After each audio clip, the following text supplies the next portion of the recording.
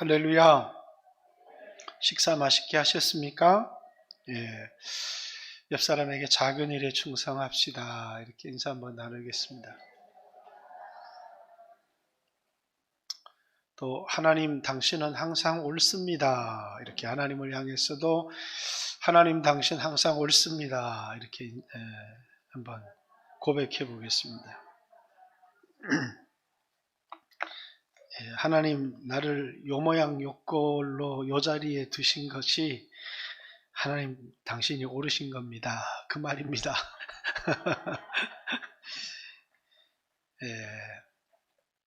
항상 하나님의 판단은 그름이 없고 항상 하나님의 판단은 옳습니다.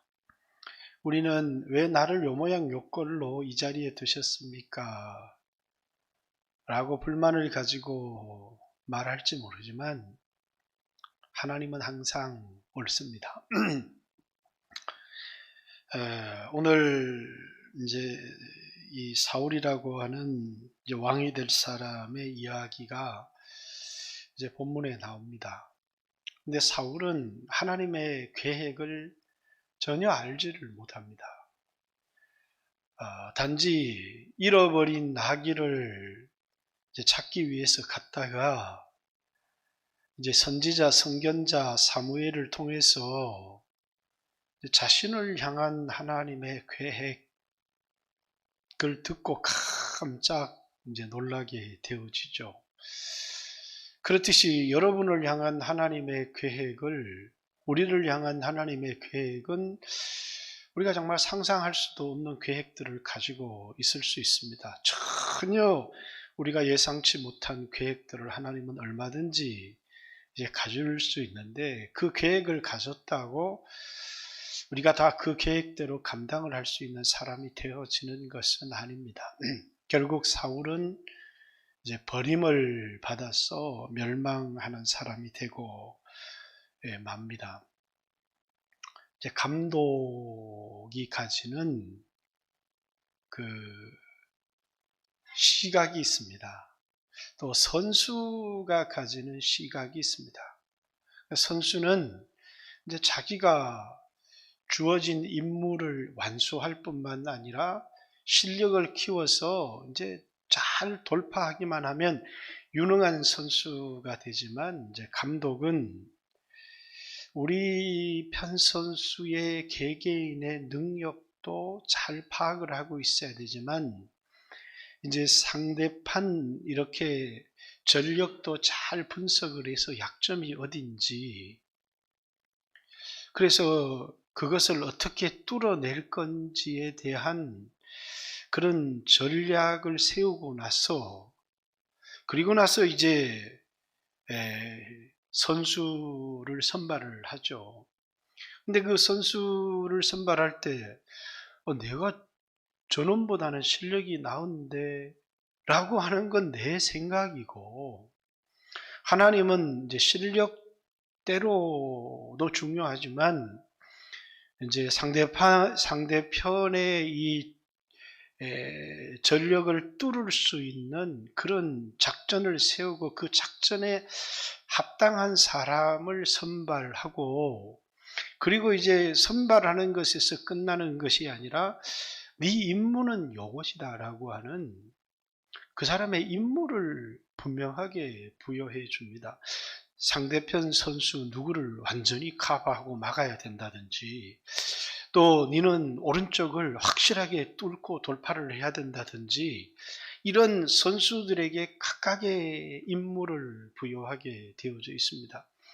근데 이제 선수가 자신에게 감독이 부여한 임무대로 이렇게 뛰는 게 아니라 자기의 기량을 한번 마음껏 발휘하겠다고 이렇게 뛰기 시작하면 그건 이제 자기 견해대로 경기를 운영을 하는 것이지 감독이 짜놓은 판대로 움직여지는 것이 아닙니다.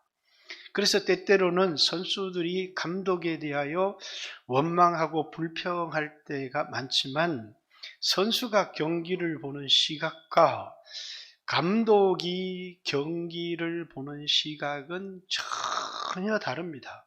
그렇기 때문에 이제 대회를 전체 맡기는 쪽에서는 이제 감독에게 전권을 부여해서, 그래서 이제 선수를 누구를 기용할 것인지, 작전을 어떻게 짤 것인지 감독에게 전권을 부여하고, 그것에 대하여 반항하고 받아들이지 못하는 선수는 가감하게 잘라버리는 이유가 뭐냐면 감독과 선수는 보는 시각이 관점이 전혀 다르기 때문입니다. 하나님은 감독이고 우린 선수입니다. 그런데 이제 우리는 우리 관점으로 내가 여기 있을 사람이 아니다, 또 나는 이렇게 가난하게 살 사람이 아니다, 이렇게 생각을 하면서 자꾸 이제 하나님에 대하여, 하나님이 나를 세워놓은 자리, 맡겨준 일에 대하여 자신의 임무에 충실하려고 하지 못하고 자꾸 불만을 갖는 사람들이 있습니다. 이래가지고 이게 우리 교회가 이렇게 되겠냐, 이렇게 말하는 사람을 보면 자기는 좀 더 중요한 자리에 있어야 되는데 이제 그렇지 못하다는 것입니다. 왜냐하면 자신의 시각으로 볼 때는 얼마든지 그럴 수 있거든요. 목회자들도 그렇습니다. 그런데 이제 감독 자신의 시각은 다를지라도 이렇게 고백하는 겁니다. 하나님, 당신은 항상 옳습니다. 그분의 작전은, 그분의 계획은 항상 옳기 때문에 지금 내게 맡겨진 작은 일, 내게 맡겨진 일에 충성을 다해서 살다 보면 어느 날 하나님이 정말 결정적인 순간에 우리를 기용해서 이제 쓰신다라는 사실이에요. 그런데 그걸 알지 못하고 자꾸 나는 실력도 있고 나는 잘하고 이렇게 하면 훨씬 더 게임을 잘 풀어갈 수 있는데, 그러면서 감독의 시각을 받아들이지 않고 자기 마음대로 어떤 선수가 활동을 하게 되면 그 사람은 이제 아웃되는 겁니다. 그 경기판에서 그는 뛸 자격을 이제 잃어버리게 되는 것이죠. 하나님께서 요셉이라고 하는 사람에게 노예로 팔려가서 시위대장 보디발의 집에 총무의 일을 맡겼습니다. 뭐 대단한 노예 총무의 일이, 한 가정의 총무의 일이 뭐 대단한 일이겠습니까? 그런데 거기 충성을 다합니다. 뭐 좀 뒷돈이 생길 일이 있으면 좀 떼먹기도 하고 이래야 되는데 전혀 그렇게 하지 않고 충성을 다하는 겁니다. 그런데 이제 이렇게 되어지면 이게 한 단계 뛰어 올라가야 되는데 하나님께서 오해를 받기 위해서 이제 깜빵에 들어가게, 왕의 그 감옥에 갇히게 하시는 겁니다.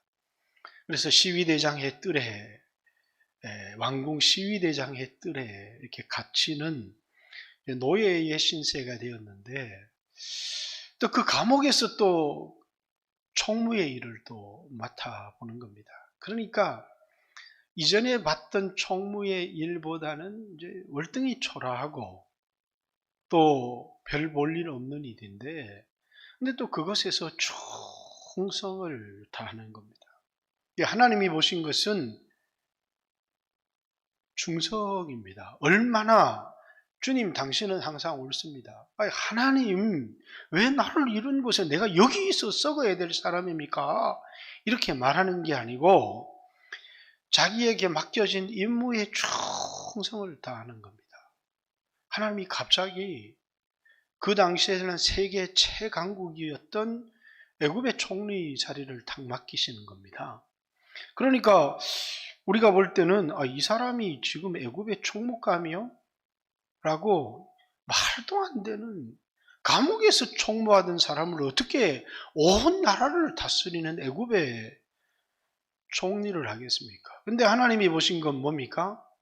저 작은 일에 충성하는 이제 하나를 보시고, 자, 어떤 일을 맡겨도 감독이 부여한 임무에 충성을 다하는 것을 보시고 그를 온 나라의 총무로, 그래서 애굽의 총리로 삼으셔서 이제 애굽 땅도 구원해 내시고 또 이제 가나안 자신의 형제들도 구원하게 하시는 일에 그를 구원자로 하나님이 쓰셨다라는 사실을 알고 있습니다. 여러분과 저도 이 세상을 살아가면서 내가 능력이 있는데, 내가 실력이 있는데, 그러면서 내가 여기 있을 사람이야, 내가 이렇게 가난하게 살 사람이야, 내가 이렇게 초라한 사람이야 라고 말을 하기 이전에, 그렇습니다, 여러분은 능력 있는 사람일 수도 있고 한데 먼저 하나님이 하신 일이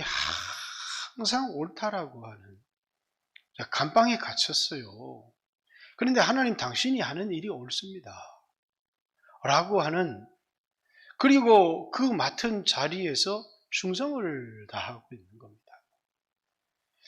하나님은 여러분과 저에게, 하나님이 쓰실 사람에게 요구하는 게 있는데, 그게 뭐냐면 내가 어떤 자리에, 하나님이 나에게 어떤 자리를 맡기고 또 어떤 소유를 맡겼든지 간에 이게 하나님이 하신 일이라면 옳습니다라고 하는 태도와, 두 번째는 그 맡겨진 일이 작은 일이든 큰 일이든 충성을 다하는 자세입니다.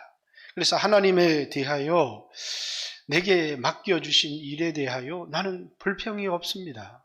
아무리 큰 일이면 감사하겠지만 아무리 보잘것없고 작은 일이어도 하나님이 맡겨주신 일이기 때문에 나는 그것에 대하여, 하나님이 하신 처분에 대하여 옳습니다라고, 하나님 당신이 하신 일은 항상 옳습니다 라고 하는 태도와, 뿐만 아니라 그 작은 일에 대해서 보잘것도 없는 일, 그러면서 소홀히 여기지 않고 그 일에 대해서도 최선을 다하고 충성하는 자세가 대단히 중요하다. 그럴 때 하나님이 그 사람을 결정적인 순간에 그를 들어서 이제 하나님께 충성하는 것을 보고 쓰신다라는 것입니다. 오늘 본문에 보면 사울이라고 하는 사람의 소속이 나옵니다. 이제 베냐민 지파 기스라 이름하는 유력한 사람이 있으니, 그러면서 사울이 베냐민 지파에서 나왔다라는 얘기를 합니다. 이스라엘 12지파가 있는데 이제 이 당시만 해도 가장 약한 지파, 가장 보잘것없는 지파, 이렇게 유다 지파에서 왕이 나왔다. 그러면 뭡니까? 다른 지파에서 함부로 대들지를 못할 것 아니에요. 왜?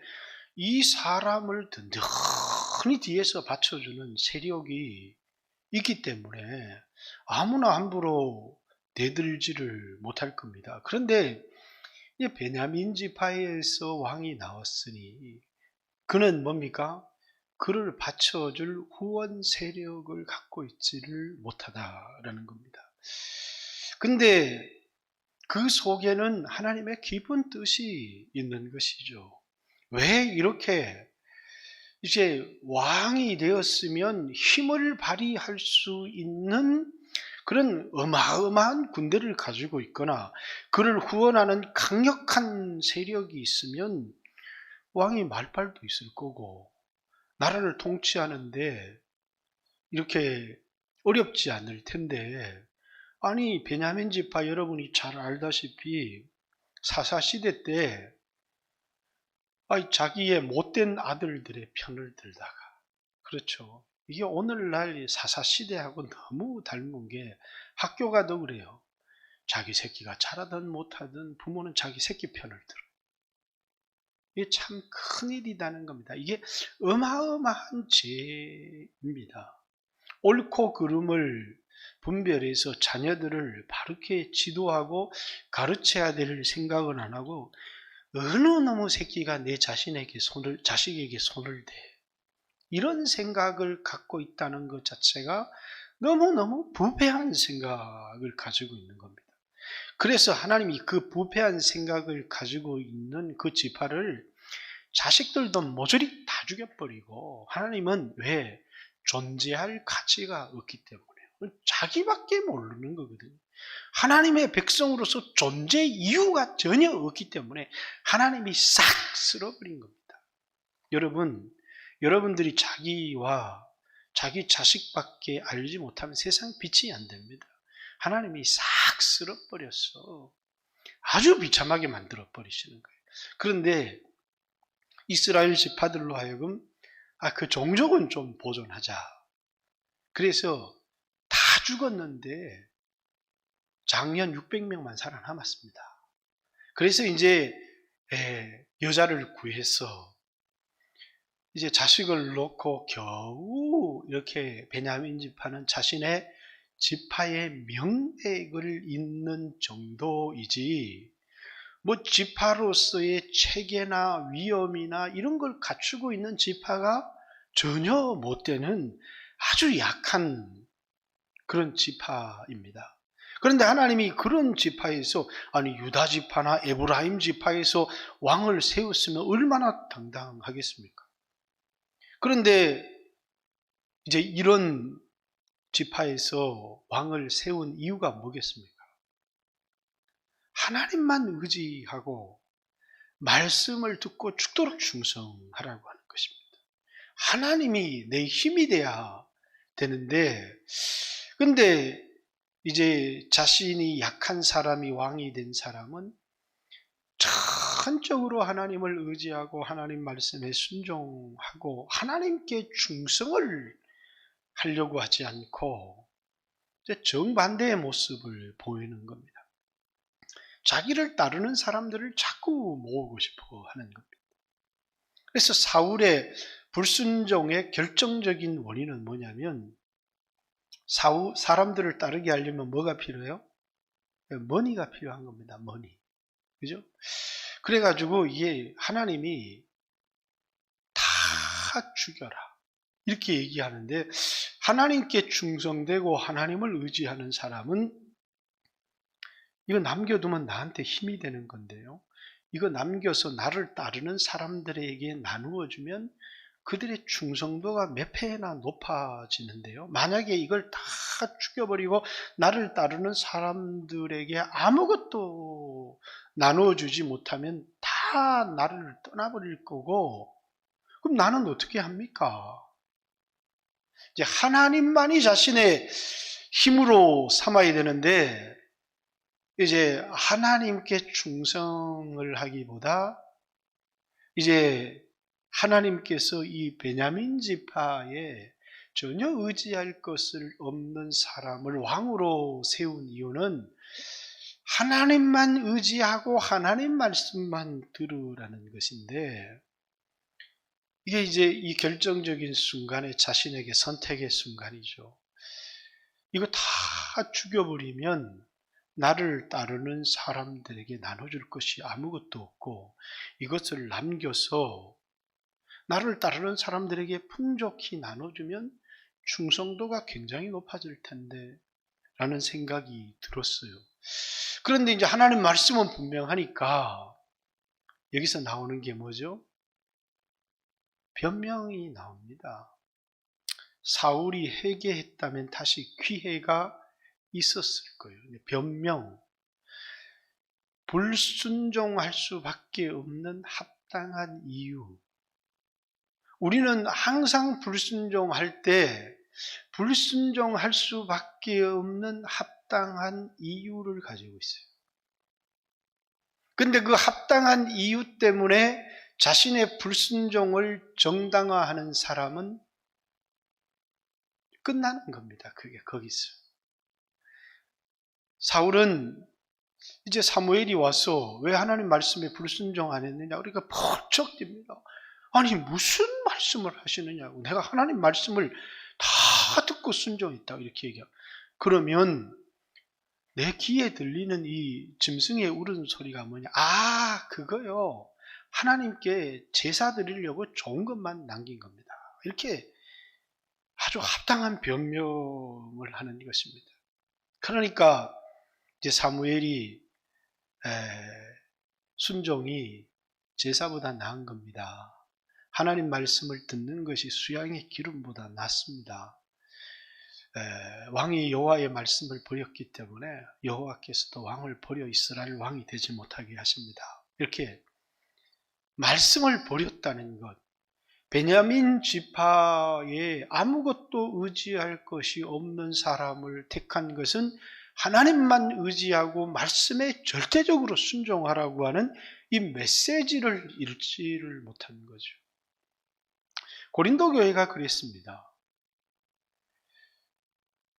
너희 중에 변사가 있느냐? 너희 중에 선비가 있느냐? 가문 좋은 놈 한번 나와봐. 아무도 내세울 게 없는 사람들입니다. 하나님이 세상에 약한 것들, 천한 것들, 보잘것없는 것들 이렇게 비유해서 미안하지만 이건 성경 말씀 그대로입니다. 택한 이유는 뭐냐면 세상에 강한 것들을 부끄럽게 하려고 우리를 택하였다는 겁니다. 그런데 우리는 뭡니까? 열등의식을 가지고 하나님을 나의 소유로, 하나님을 나의 보물로 여기고 하나님만 의지하려고 하지 않고 내 세상 사람들보다 더 많은 돈을 가져야지, 그래야 하나님께 영광이 되지, 그러면서 순종을 안 하는 겁니다. 그래서 이제 그들은 자신의 가진 것, 누구에게 배웠는지, 자신의 실력이 뭔지를 막 자랑하고 떠들기 시작하는 것. 그러니까 고린도전서 4장 7절에 너희가 가진 것 중에 받지 않은 게 뭐냐? 너희가 받았으면서 왜 자랑질을 하느냐? 받았으면 감사해야지. 그렇죠. 하나님께서 약한 것, 보잘것없는 것, 가난한 것 택한 이유는 하나님만 전적으로 의지하라고, 우리가 가진 것 중에서 세상이 가진 것보다 크다고, 하나님이 가장 소중하다고 감사하려고 하면 하나님께 감사하고, 자랑하려고 하면 예수만 자랑해야지. 뭘 배웠다고, 뭘 가졌다고 그거 자랑하고 그거 의지하려고 그러느냐, 그렇게 말씀하시는 겁니다. 그런데 대부분 사람들이 그게 안 되는 겁니다. 왜? 나도 나를 후원해주는 단단한 힘이 있기를 원해서 자꾸 후원 세력을 찾는 겁니다. 그래서 그들에게 뭡니까? 금도 나눠주고 소도 나눠주고, 그래서 그것을 통해서 자신에게 충성하게 하려고 하다가 그만 불순종이라고 하는, 하나님을 배반하는 일들이 벌어지게 되어진 것입니다. 그렇죠. 오늘 여러분과 저에게도 이런 일들은 굉장히 많이 일어납니다. 이번에 이제 지구촌 교회를 이렇게 가니까 목사님 졸업 연도를 계산해 보니까 나보다 2살이 어려요. 2살이 어려요. 그리고 이제 학벌도 보니까 나보다 나은 게 없어. 그래가지고 이렇게 잠시 얘기를 나누는데 그런 생각이 들었어요. 이분 뭐 대단한 분이 아닌데 정말 대단한 게 있다면 작은 일에 충성이 있구나 라고 하는, 미국에서 막 뭡니까 이게 불황자들, 이런 사람들을 상대로 사역을 하셨는데 충성했구나. 그래서 하나님께서 큰 일에 쓰시는구나. 그래서 제 생각에 하나님은 항상 옳습니다. 하나님은 항상 옳습니다. 그런데 그것이 없으면 우리는, 그렇죠, 오늘 내가 있는 자리에서부터 나는 하나님이, 나는 이 뭡니까? 라고 하는 불만을 가져서는 안 된다는 거예요. 하나님 항상 옳습니다 라는 것과, 그리고 내가 있는 자리, 또 내게 맡겨진 일이 굉장히 작고 초라한 일인데 뭘 해야 된다는 거예요? 그것에서 여기서 내 실력을 한번 발휘해 봐야지, 마음껏 실력을 발휘하는 게 중요한 게 아니고 내게 맡겨진 임무를 다하는 것이라는 거예요. 주님이 보시는 것은 실력을 보시는 게 아니고 주인이 맡겨진 일에 충성을 보신다는 거예요. 쓰시는 이는 내 능력으로 내가 쓰임 받는 게 아니라 하나님이 발탁하여 쓰시는데, 하나님이 발탁하여 재물도 주시고 권력도 맡겨 주시는 것인데 뭘 보시느냐면 내가 갖고 있는 탁월한 실력을 보는 게 아니고 주인에 대한 태도와 충성심을 하나님이 보신다라는 사실입니다. 그것이 베냐민 지파 기스의 자손 중에 사울을 택한 하나님의 이유였습니다. 이 속에서 오늘 여러분과 저도 하나님은 항상 옳습니다라는 고백과, 두 번째는 뭐라고요? 내가 있는 이 자리를 보잘것없이 생각하지 않고 아무리 적은 일을 맡아도 충성을 하는 겁니다. 작은 일에 충성하는 자에게 큰 것도 맡겨주리라고 하신 주님의 말씀을 기억해야 되는 것이고, 그리고 이제 하나님께서 이 사울을 왕으로 세우려고 하시는데, 이제 사울의 집에 오늘 우리로 보면 암나기, 요즘은 이제 말이라고 하는 또 막 이렇게 운송수단이 있지만 옛날에는 이제 나귀는 짐승을 실어 나르는 중요한 운송의 수단이었고, 그리고 이제 암나귀가 귀한 이유는 뭡니까? 이제 새끼를 낳을 수 있다는 게 귀합니다. 남자들은 별로 귀하지 않아요. 한 마리만 있으면 여러 새끼를 낳을 수 있는데 새끼를 낳을 수 있다는 것 때문에 암나귀를 잃어버린 이런 큰 일이었습니다. 그래서 사환과 아들을 보내어서 이 암나귀를 찾게 하시는 일이죠. 여러분, 우리 삶에도 어떤 문제가 일어나고 발생할 때가 있습니다. 경제적인 문제든 건강의 문제든 하나님이 우리를 일상에서 이렇게 흔들어 놓으실 때가 있습니다.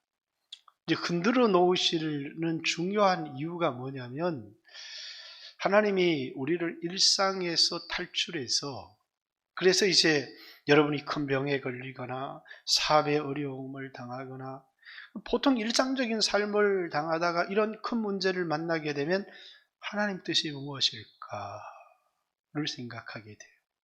일상에서 벗어나서 나를 향한 하나님의 뜻. 그러면서 이것이 계기가 되어서 하나님이 사울이 나귀를 잃어버린 일을 인하여 집을 나와서 어디까지? 하나님의 사람이 있는 곳까지를 이끌어갔습니다. 그리고 이젠 더 이상 찾을 수 없겠다, 돌아가자. 그러니까 사환이 여기 하나님의 사람이 있습니다. 그 하나님의 사람에게 가서 좀 이 암나귀 어디 갔는지 한번 우리 인도를 받아봅시다. 그랬더니 하나님께, 하나님의 사람에게 나가려고 하면 예물이 있어야 되는데 예물이 없다. 그러니까 사환이 자기 주머니에게서 여기 이제 은 반세겔이 있습니다. 그래서 이제 그걸 들고 하나님 사람을 만나러 가는데, 놀라운 것은 그 하나님의 사람 사무엘을 만나서 자기를 향한 하나님의 놀라운 뜻을 듣게 된다는, 별 볼 일이 없는 청년인데 그 너와 내 집이 이스라엘 얼마나 사모하는 집이냐, 이 말이 너무너무 깜짝, 아니 우리 지파 자체가 별 볼 일 없는 지파고 지파 중에서도 우리 집안이 별 볼 일 없는 지파인데 뭘 이스라엘 온 민족이 우리 집을 사모하느냐라는 거죠. 왜? 하나님이 택하였기 때문입니다. 그래서 여러분, 여러분의 보금자리가 흔들릴 때가 있어요. 독수리 훈련이라는 게 딴 게 아니잖아요. 그냥 어미가 벌레를 잡아다가 물어주면 새끼는 먹고 물어도 주면 먹고, 이게 일상인 줄 알았는데 갑자기 어미가 태도가 돌변하는 겁니다. 먹을 것도 안 주더니 막 그 따뜻한 보금자리에다가 막 가시를 막 갖다 넣으니까 너무너무 불편해요. 이게 뭐냐면 하나님께서 우리의 둥지를 흔들어 버리실 때, 또 독수리가 새끼 훈련을 시키는데 보금자리를 어지럽게 한다, 이렇게. 왜냐하면 너무너무 자신의 현실의 삶을 고통스럽게 불편하게 만드는 거예요. 그리고 나서 어미가 이제 가니까 새끼를 어미 등에 태워서 높은 곳에 올라가서 막 떨어뜨리는 훈련을 시키는 겁니다. 그것은 뭐냐면 이제 보금자리를 떠날 때가 되었고, 여러분과 저로 하여금 하나님의 뜻을 발견하고 하나님 뜻대로 살아갈 수 있는, 그래서 사울에게 있었어도 암나기를 잃어버리는 사건을 통해서 일상의 삶에서 탈출하게 되고, 그 일상의 삶에서 탈출해서 하나님의 사람을 만나게 되고, 그 하나님의 사람으로부터 자기를 향한 하나님의 계획, 말씀을 들었을 때 얼마나 놀라운 일입니까? 오늘 여러분들도 병에 걸리기도 하고 사업에 어려움을 당하기도 하고 인생의 위기를 만나기도 하고, 그래서 평상시에는 그냥 철야에 TV 보다가 자는데 이제 기도하러 나왔다가 설교 중에 나를 향한 하나님의 말씀을 듣게 된다는 것 자체가 우리 인생에 놀라운 기회가 되어지는 것이다 라는 것입니다. 하나님의 말씀이 우리에게 임하는, 그리고 그 말씀대로 그것이 뭡니까? 우리를 향한 하나님의 계획인 겁니다. 내 계획은 있었지만 나를 향한 하나님의 계획을 들어본 적이 없었다가 인생의 어떤 큰 순간에, 위기를 만난 순간에 하나님 앞에서 나가 기도하는데 거기서 하나님의 말씀이 내게 임하면서 나를 향한 하나님의 계획이 들려오기 시작하는 겁니다. 그래서 그 계획을 붙들고 이제는 내 계획대로, 내 욕망대로 살지 않고 하나님의 계획대로 살아야 되겠다. 말씀에 순종하며 나가면 좋지만 괜히 이런 모험을 하면 안 되지. 그러면서 일상으로 돌아가 버리는, 말씀을 듣지만 자신을 향한 하나님의 분명한 계획을 들었음에도 불구하고 자신에게로 돌아가 버리는, 하나님의 부르심에 응답하지 않는 그런 많은 사람들도 여러분 있습니다.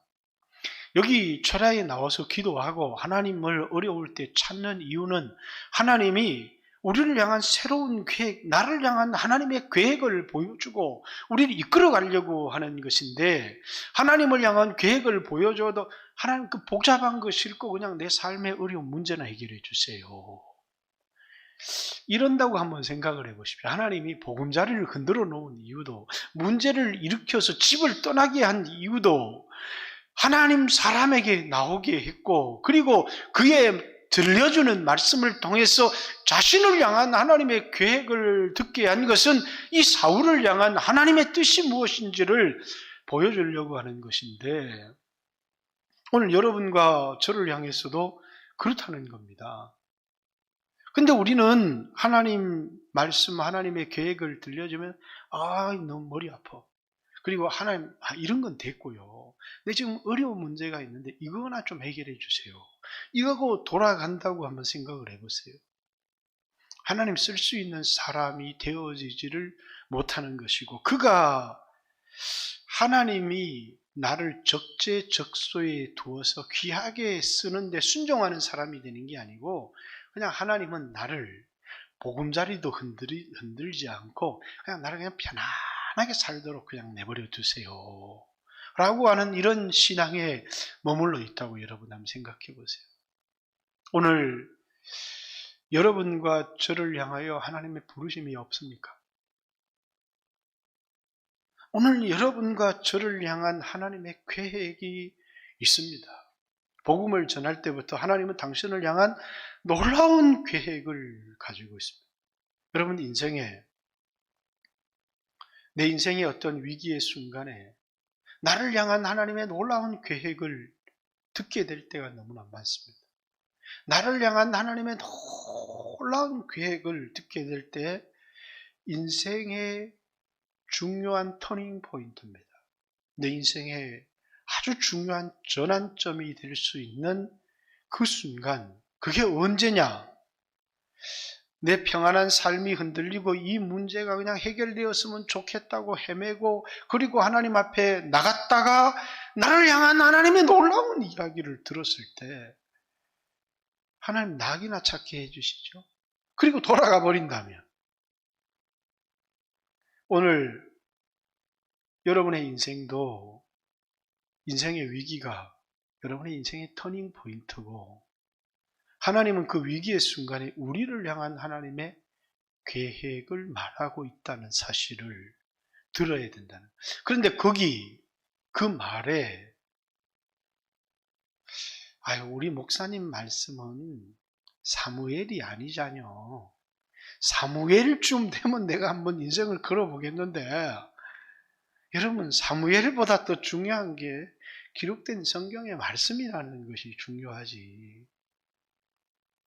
오늘 여러분들도 마찬가지입니다. 하나님은 여러분을 향한 놀라운 인생의 계획을 가지고 있는데, 여러분들은 원하는 것이 하나님의 계획, 나를 향한 하나님의 계획, 순종이라고 하는 훈련을 통해서 하나님이 하나님 나라의 일에 귀하게 쓰임받기를 원하는 게 아니고, 하나님 날 좀 편안하게만 해달라니까요 라고 하는 곳에 머물러 있다면 결코 하나님이 여러분을 쓸 수 없다는 사실을 기억해야 합니다. 오늘 이제 짧게 말씀을 전했지만 항상 잊지 말아야 합니다. 이제 하나님은 항상 옳습니다 라고 하는 이 자세는, 우리는 오늘 나를 가난한 집에 태어나게 했다든지, 또 나에게 어떤 그 장애의 몸을 가지고 이 세상에 태어나게, 하나님 왜 나는 이렇게 연약한 몸을 가지고 태어나게 하셨습니까? 저 사람을 한번 보세요. 아무 것 막 먹어도 건강한데, 나는 소원이 그저 한 달에 한 번 라면 끓여 먹어보는 게 소원인데, 그 라면 하나 끓여 먹었다고 몸이 탈이 나고 그러니까 도대체 이게 뭐냐는 거죠. 그럴 때 뭡니까? 속상할 때가 많이 있다는 겁니다. 그런데 하나님께서 연약한 몸을 주신 데는 그런 이유가 있고, 가난한 집에 태어나게 하신 데도 그런 이유가 있다. 그래서 하나님 당신은 항상 옳습니다 라고 하는, 그리고 그 속에서 하나님의 말씀에 적은 일에도 충성하는 것을 배워간다면 언젠가 여러분과 저를 들어서 귀하게 쓰실 것이라는 기회를 가지고 작은 일에 충성하고 불평과 원망을 가진 삶이 아니라 하나님이 하시는 일이 항상 옳다고 하는 일에 여러분들이 받아들이고 순종하는 귀한 성도들 되시기를 주님의 이름으로 축복합니다. 같이 한번 주여 하신 후에 들은 말씀을 생각하며 하나님 앞에 한번 기도하는 시간 같습니다. 같이 기도드리겠습니다. 주여